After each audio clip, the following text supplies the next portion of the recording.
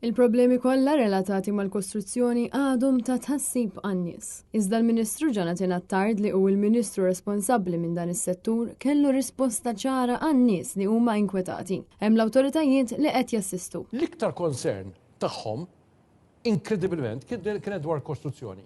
Iwa.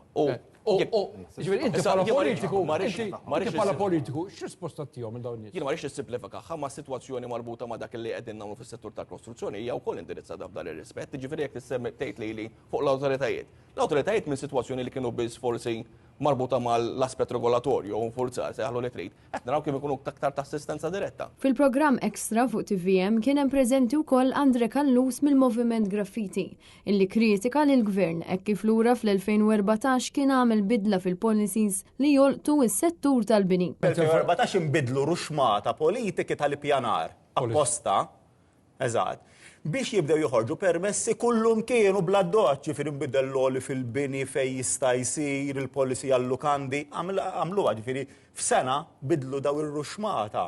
Policies differenti. Id-deputat nazzjonalista Stanley Zammit min-naħa tiegħu appella li għandu jkun hemm tibdil mill-qiegħ fl-awtorità tal-ippjanar. Re-engineering mill-qiegħ tal-Planning Authority, mill-qiegħ. Re-engineering. Re-engineering jiġifieri il-mod, il-filosofija kif taħseb, l-istruttura tagħha, fejn tagħti l-importanza, fejn huma l-forward planners fil-Planning Authority. U insista li tibdil mill-qiegħ fil-mod tal-ħsieb iġib miegħu trasparenza u ġustizzja. Fl-istess programm Andre Pizzuto mill-Kamra tal-Periti jirrimarka kif il-periti huma parti mis-sistema u l-perit li jinduna b'dak li seta' seħħ paċivil induna għaliex fl-aħħar mill-aħħar dan huwa xogħolhom u huma obbligati sabiex jaġixxu.